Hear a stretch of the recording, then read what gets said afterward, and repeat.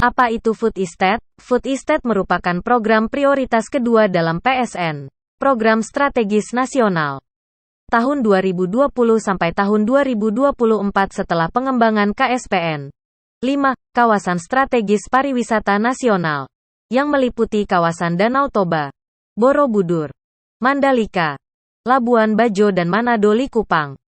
Dikutip dari spi.or.id, Food Estate atau perkampungan industri pangan merupakan konsep pengembangan produksi pangan yang dilakukan secara terintegrasi mencakup pertanian, perkebunan, bahkan peternakan yang berada di suatu kawasan lahan yang sangat luas.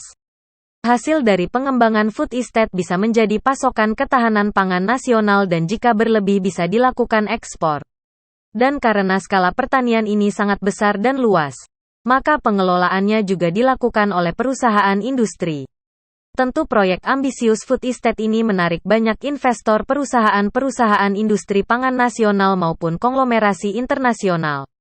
Sedikitnya terdapat 6 swasta nasional yang sudah siap mengucurkan uangnya untuk menggarap agribisnis di MIFA. Mereka adalah Bangun Cipta, Medco Group, Komeksindo Internasional, Digul Agro Lestari, Buana Agro Tama, dan Wolo Agro Makmur. Pengertian Food Estate adalah sebuah program jangka panjang pemerintahan Indonesia yang berguna untuk menjaga ketahanan pangan dalam negeri. Program Food Estate ini memiliki konsep pengembangan pangan yang dilakukan secara terintegrasi mencakup pertanian, perkebunan, bahkan peternakan dalam suatu kawasan tertentu. Program ini dilakukan atas kerjasama Kementerian Pertanian dengan pemerintah daerah di beberapa kabupaten di Indonesia. Wikipedia.org. Sementara menurut Kaprodi S3 Ilmu Teknik Pertanian Fakultas Teknologi Pertanian UGM Sigit Supatmo Arif, secara harfiah food estate artinya perusahaan perkebunan, pertanian pangan, biasanya padi.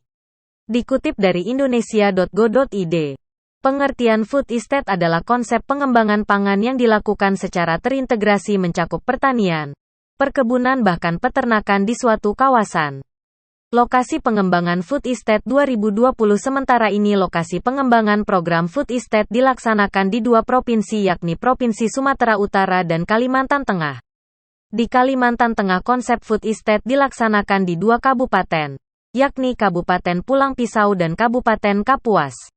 Sedangkan di Pulau Sumatera, pelaksanaan Food Estate dilakukan di Provinsi Sumatera Utara, yakni di Kabupaten Humbang Hasundutan, Humbahas. Kedepannya menyusul di Sumatera Selatan, Papua dan Nusa Tenggara Timur. Prof. Bustanul Arifin mengungkapkan program Food Estate di NTT harus didukung penuh. Karena menurutnya, sektor pertanian berkontribusi cukup signifikan dalam pertumbuhan selama masa pandemi COVID-19. Bukan hanya di NTT, Prof. Bustanul juga mendukung program jangka panjang Food Estate yang kini tengah dikembangkan pemerintah di 2 provinsi lainnya yakni Kalimantan Tengah dan Provinsi Sumatera Utara. Ketiga provinsi itu menurut Tentia bakal menjadi percontohan pertanian maju, mandiri modern dan menjadi program terapan untuk semua provinsi di Indonesia. Program Food Estate harus kita dukung dan kawal bersama. Kebetulan saya sudah pernah ke Kalteng dan memang perlu kita dukung, ujar Bustanul dalam sesi diskusi INDEF yang berjudul Daya Tahan Sektor Pertanian, Realita atau Fata Morgan, Rabu, 17.02. Sebagai informasi, untuk Food Estate wilayah Kalimantan Tengah saat ini sudah memasuki masa panen dengan luasan kurang lebih 10.000 hektare. Sedangkan Food Estate wilayah NTT saat ini memasuki masa mekar dengan luasan 5.000 hektare. Adapun Food Estate wilayah Sumatera Utara kini tengah bersiap memasuki masa panen. Menurut Bustanul, kemajuan sektor pertanian sangat menguntungkan ekonomi nasional mengingat pertanian dalam kacamata perekonomian terbukti mampu meningkatkan jumlah tenaga kerja. Meskipun demikian, peningkatan tersebut hanya akan menjadi beban karena produktivitas tenaga kerja yang sangat rendah.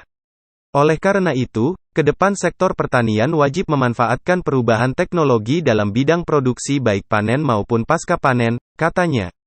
Rektor IPB, Arif Satria mengatakan bahwa program Food Estate adalah salah satu alternatif sekaligus jalan keluar dalam meningkatkan kompetitif produksi beras nasional di kawasan Asia Tenggara.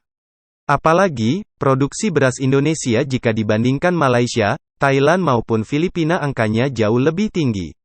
Pengamat pertanian dari Universitas Nusa Cendana, Undana, Kupang Leta Rafael Levis. Rafael mengungkapkan bahwa proyek lumbung pangan, food estate, yang dikembangkan Kementerian Pertanian, Kementan, di Kecamatan Kaukuluk Mesak, Kabupaten Belu, Pulau Timor, Nusa Tenggara Timur, NTT, harus didukung dengan manajemen yang terbaik.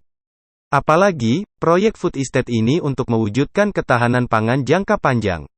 Sehingga, hal-hal yang berkaitan dengan operasional program harus didukung dengan manajemen yang terbaik, ungkapnya seperti dilansir dari republika.co.id, 14/02. Rafael mengatakan, kehadiran proyek lumbung pangan harus didukung karena mewujudkan ketahanan pangan secara berkelanjutan dan NTT harus bersyukur. Secara konsep, kata dia, proyek lumbung pangan merupakan integrasi berbagai komoditas seperti tanaman pangan, hortikultura, perkebunan, dan peternakan di dalam satu kawasan.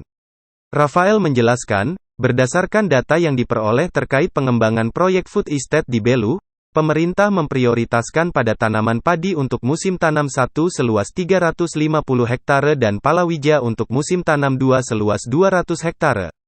Kemudian masih ada tanaman hortikultura 25 hektare dan perkebunan 50 hektare. Menurut dia, untuk mewujudkan program ini, maka hal-hal yang berkaitan dengan manajemen operasional harus betul-betul diperhatikan secara serius.